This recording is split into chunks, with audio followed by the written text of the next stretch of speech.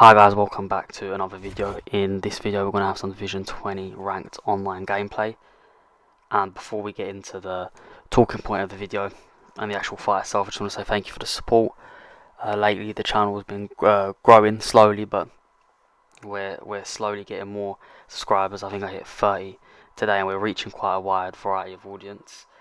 And if any of you would like to suggest any content in the comments below, I'll look at it and I'll make a video on it. It'll take around the week. But if you have any fighters you want to see, or any particular style content, like do you want to see the best anti-grapplers in all the divisions, do you want to see the best grapplers, the best strikers, stuff like that, if you want to see very specific things, let me know. Or if you'd like to play me at all, then yeah, if you'd like to play me at all, just comment below and I'm sure we can find a time that works. Obviously I play on PS5, so it's going to have to be on PS5 if you want a game.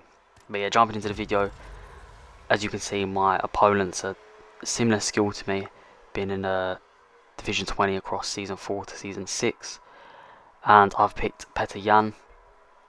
My opponent ends up picking Aljamain Sterling. So going straight away into this matchup, this is where your game plan already needs to start kicking in. Obviously it's a 5-round fight, and going in against Aljo, we know that very unorthodox, got a wild variety of strikes, got the spinning kicks to the body, the oblique kicks, the Yair Rodriguez elbow into the spinning elbow, which is very broken.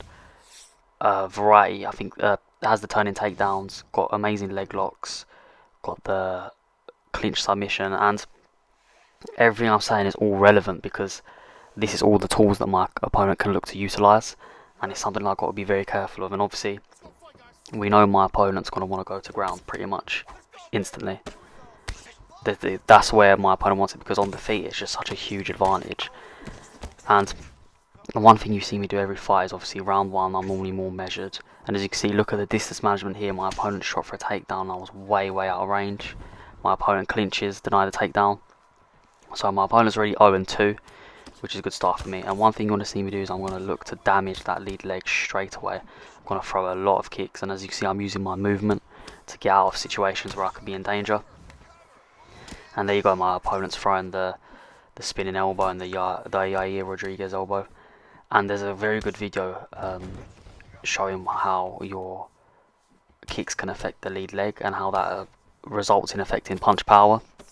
So it has So by damaging the lead leg, your opponent's punch power is then reduced, which makes sense. And there's a good video on it by Goat, which I'll attach to the video in case you want to check out. He gives a more in-depth explanation, and in his video he's talking about coming up against the power puncher and how that takes away the power from their punches. So yeah, leg kicks I think are still very underrated. It's a tool I utilise a lot, and I still don't see utilised enough. So as you can see again, going to the leg, and my opponent starts throwing knees here, so I throw one back. But overall you can see I'm managing my distance well, and I'm choosing when to engage. I don't mind being up against the fence, but obviously my opponent can then clinch me and then look to take me down. And obviously I'm wary that if my opponent gets me down, he's going to have the advantage stat wise. And as you can see, we're just doing such a good job at the moment of denying these takedowns, moving away from the fence, you can see there, so you can't just clinch me and push me against it. We're reading the spinning kicks. And at the moment, round one has been a pretty solid round.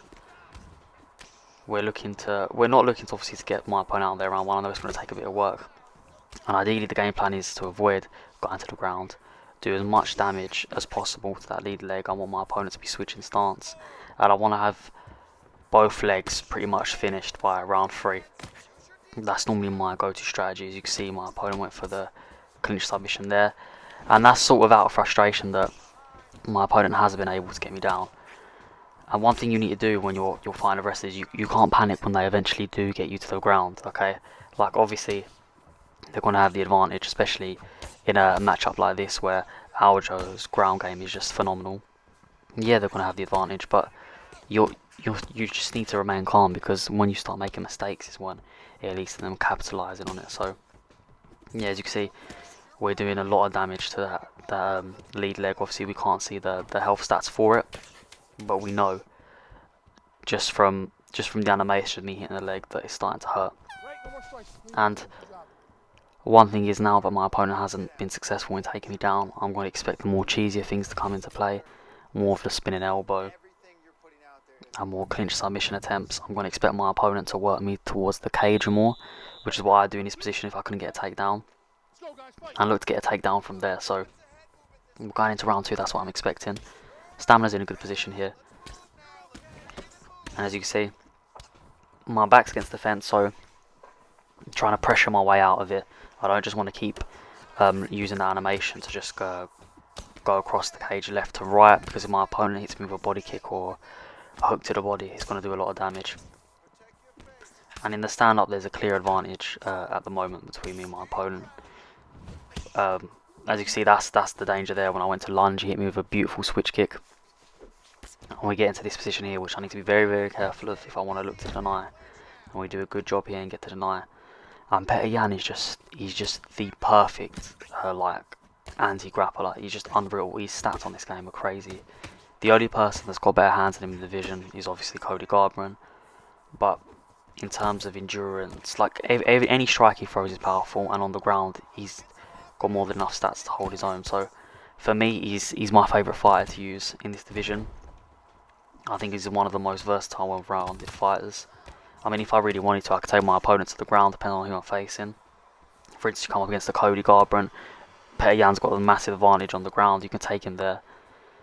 And so as you can see, my opponent right now is a bit lost. My opponent's also switched stance, I believe, so I'm going to start working the other leg. Because like I said, by round 3, I want to have my opponent in a position where both legs are damaged. And as you can see, we've got the rock and we really applied pressure there.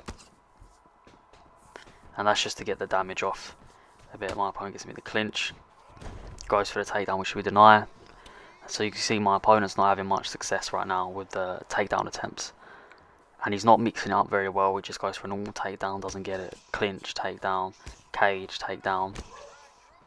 And he's now starting to resort to the more cheesy things, you know, the spinning elbows, the Yair Rodriguez elbow. And here my opponent gets my back. Try and remain calm, and he actually jumps. See, this is the 50-50s in the game that they need to remove, because it just makes it a bit difficult there. My opponent gets my back, and here I'm just going to remain calm. My opponent, what I can't do here is go to full guard. I can't go left or right, because if my opponent denies it, I'm in big trouble. So I wait for my opponent to move. I'll deny that transition. And then now, I was back in here, I need to be very, very careful. Okay, I know my opponent's going to look for a submission. And here I take a look at the clock, and this is one thing a lot of people don't do, is you need to know how long it takes for a submission to finish, and that's roughly, obviously all dependent on the submission, but I give it 50 seconds if you've got a very good submission offense. So I saw the time, I knew that I was in no danger, but this is a good time now to see how good my opponent's submission offense is. And as you can see, we're doing a fairly good job of getting out, even though my opponent chained the rear naked into an armbar, and that gave me a lot of confidence that when the fight does go to the ground, I don't need to be overly worried, because I saw that I could get out of it. So round 1 and 2 definitely been my rounds. Obviously we got the stun that round. As you can see, stamina is in a perfect position. My opponent goes for a takedown off the bat straight away. We get the deny, and again we're just slowly taking my opponent's stamina. And look, we go straight to the leg, because I know that leg's damaged. I know my opponent's head health isn't in a good position either, so at the moment we're in a very dominant position. And I'm slowly starting to work the body. It's the round 3 now, and I know if the fight keeps going like this, I can win a decision. But I can sense a finish coming. I'm just feeling more and more comfortable in this fight. And as you can see, my opponent's pressuring a bit more. Tried to clinch me there, but we moved out of the way. Movement's such a big thing on this game. If you've got good movement, you can get out of such tricky situations. And that's exactly what I done there. See, look how my opponent's had to adapt how to fight. So I forced my opponent to become a lot more aggressive, as you can see. And then my opponent gets me down. We spam X. We get the up kick. And as I'm getting up, so my opponent's getting no reward really for going for these takedowns, and by constantly trying to pressure me, he's actually putting himself in danger, because obviously the power advantage and the chin health advantage is on my side. So by being an anti-wrestler, you force wrestlers to then stand with you look for multiple ways trying to get this fight to the ground. It's just not going to work. See, got me to the ground, we get straight back up. So yes, he's started to get more takedown success, but he's not doing anything with the takedowns, and we finally get the leg health event. And as we go to pressure, my opponent pressures as well, we get the knockdown. As you see, this is where the power advantage really comes in. Going for the spinning elbow, and again we're attacking the new lead leg, just because we want to damage that as much as possible. And Petr Yan, this is exactly what you need to do with Petr Yan. Just piece up these wrestlers on the feet. Just anti-wrestle. He's got such good takedown defense, and you can just pick your opponents apart. And my opponent, he's running out of ideas because he's not winning this round. If he doesn't win this round, I'm up 3 rounds. I can look for a decision. I won the fight.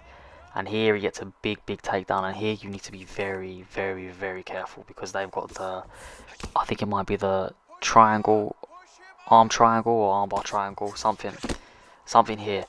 And that submission is very, very dangerous, very strong. So as you can see, I'm remaining calm. And look, I've seen this gone to 50 seconds, and then I move, because I know in my head that's the time it takes for someone to submit me. And here, as you can see, I think my opponent's just trying to get me out of it. He knows he's not going to win the fight if it goes on.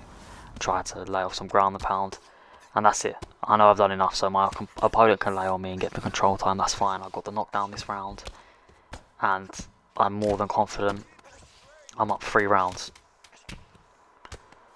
So yeah, as you can see, we're just throwing little punches, nothing major. And I know that coming into next round, my opponent needs to do something drastic. So my opponent's probably going to go for a takedown straight away, but I'm more than comfortable now that if my opponent gets that takedown, I'm not really worried about the repercussions, because when we have been on the ground, my opponent hasn't done much. He's gone for a submission here and there, tried to ground and pound, but relatively no damage done. Start round 4 again. If you look at my stamina, it's in a great position, and my opponent gets the takedown here. And here is where this could be a big round for my opponent. And so this has gone the worst way possible. The start of this round, I'm already on the floor. My opponent's already in a very dominant position. But I know I've got the stamina advantage. I know I'm at 3 rounds to 1, so I don't need to struggle to get out. I can take my time. If my opponent sits here for 4 minutes, that's perfectly fine. I'm more than happy with my opponent just sitting there, as long as my opponent isn't doing damage, because like I'm saying, I know I'm up. So I'm just being patient. I'm trying to look to deny these transitions. I'm looking for little cues, little signs, something I can capitalise on, maybe sway a punch and then get up. But ultimately, you want to keep your stamina high, because if I get into if my opponent tries to get me into a submission, I don't have good stamina levels, then it's going to be even harder to get out. As you can see, I'm starting to absorb a bit of damage. Not much, because obviously he's not hitting my head. And as my opponent's throwing body shots, we managed to get up. So we got up with not much resistance. It didn't take much. We absorbed a bit of damage, but nothing major. As you can see, my opponent's now going for the clinch again, because he knows he needs to get me on the ground. His recipe for success is get me on the ground. And now that I know my opponent's had however much control time, I'm going to be a bit more aggressive, because I want to see if I can get a stun, maybe secure the round. As you can see, my opponent loves going for that cheesy little spinning elbow that does so much damage if it lands. And my opponent's constantly trying to clinch. As you see, I'm trying to manage my distance, because I know my opponent's landed a takedown already, so I'm being wary of that. So you just have to pick your strikes. You have to be very smart of how you play. And bang, there goes that leg. This is where all the leg kicks pay dividends. They're just such a useful tool, and again, I don't see a lot of people using it online, and I'm really not sure why, because leg kicks I think are the way forward. And bang, he knocks me down here. It was a big knockdown. It was coming from that spinning elbow. I knew there was a high chance this could happen. So we get the stun here, and I'm going to try and get a drop on my opponent. You see, I'm trying to throw an elbow there, maybe catch my opponent off guard. So my opponent's got that knockdown now, plus the control time, probably my opponent's round, unless I can get a knockdown here. Obviously we got the leg health, and I'm not sure if that counts as a knockdown. My opponent did fall, and if it did, then it could go either way, to be honest with you. Then my opponent gets another takedown, but obviously there's only 14 seconds left. And going into the 5th round, this is where you can either stick to the game plan, or you can just cruise the round. Because my opponent has to bring the fight to me, and ultimately I know that. And I'm just going to remain patient. If the opportunity for a finish is there, I always think you should take it, but you should never force the opportunity, because what happens is if you force it, you might make a mistake. They capitalise. But if the opportunity for the finish is there, then you don't take it. They could submit you later in the round, etc. So you just have to wait for the perfect time. And I know my opponent's head health, like I said, isn't in a great position. My opponent's stamina is not in a great position either. And look at the legs. His legs are absolutely done as we get the knockdown here. And as you can see now, I can afford to be a bit more aggressive because my opponent's health's low, no stamina, and my hands are just so bad. As you can see, where the combinations are just flowing here. And I know right now my opponent is not going to be able to get out of this round, and I'm not going to engage on the ground because I don't need to. I'm fighting in a very realistic way in the sense that I could back off now and the referee stand us up, or I could just keep kicking, because eventually when my opponent gets up, he's trapped, he's cornered. And that's what I do. My opponent gets up, trapped, and that's it. I'm going to utilise all of this. So I'm using the experience that I know that if my opponent gets up from this position, they have to sway left or right to get out. One hook to the body or head is going to be a rock. One leg kick's going to be a rock. If I go for the body, rock. So I just know all these things, so I'm very much content with it being like this. As you see, my opponent gets up again, blocking the body because he was expecting leg kicks. We go to the head again, another knockdown. So that's what, 3 knockdowns already. And my opponent is just sitting here for dear life. It's kind of reminding me of what Gilbert Burns was doing to Usman after he rocked him for some reason. He just sat there for ages. So I'm not going to let my opponent up here until the referee forces us to stand up. Because if you didn't know, if you're in a position like this and you need a finish and someone's just laying on their back, just walk all the way to the opposite end of the cage and the referee will force your opponent to stand up. So yeah, I'm more than content with just sitting there. My opponent's in an awful position, and I know that even when we re-engage, my opponent's not going to have the health to deal with it. This was a very big 5th round in the sense that we've done a lot of damage in a small space of time. As you can see, I'm just holding low block, avoiding these kicks. And right now my opponent has no answer. My opponent knows if he gets up, he's not in a good position. So the referee eventually stands it up. And again, we've got a minute 30 left. I move forwards because I'm very confident now. I was confident before, but the 3 knockdowns, I know the head health just isn't there. And then look at that. This is the worst thing that could happen. Spinning elbow cheeses me, and then gets me straight into a submission. And this is a lot. This is what I'm saying. This can happen to a lot of people, that they get them into a submission, they lose. But as you can see, my submission defense is paying off. My stamina's in a good position, and we're going to be able to get out. Because if I lost like that after dominating a fight, I would not have been happy. So we fake here and try and get up. We need to be careful because he has the rubber guard, and that's exactly what my opponent gets me into. And then my opponent ends up flipping me. Does a very good job. And as you can see, there's 23 seconds left. I know I'm going to win the fight, so I don't mind seeing out this round now. My opponent cannot physically finish me within this time period. So yeah, this is just an example of how I use Petr Yan when I'm fighting a wrestler. The scorecards are going to come up so you can see how the fight was scored. I'd say it was a very, very, very dominant fight. And you just got to implement those small things. The leg kicks, I think, are just so underrated. That's one of the things that wins me a lot of fights, is leg kicks, because as soon as you take away the fighter's base, they can't do much. And as you see, we're looking through the stats here. I think we had a total of 7 knockdowns. Yeah, 7 knockdowns. My opponent didn't get very many takedowns. 0-3 in the first round, 0-2 in the second. 3 out of 4 in round 3, which is a big round for my opponent. And then 1 out of 1. So yeah, my opponent did an alright job, 50-44 overall. So that's the video for today. Please like, comment and subscribe, and I'll see you next time. Thank you.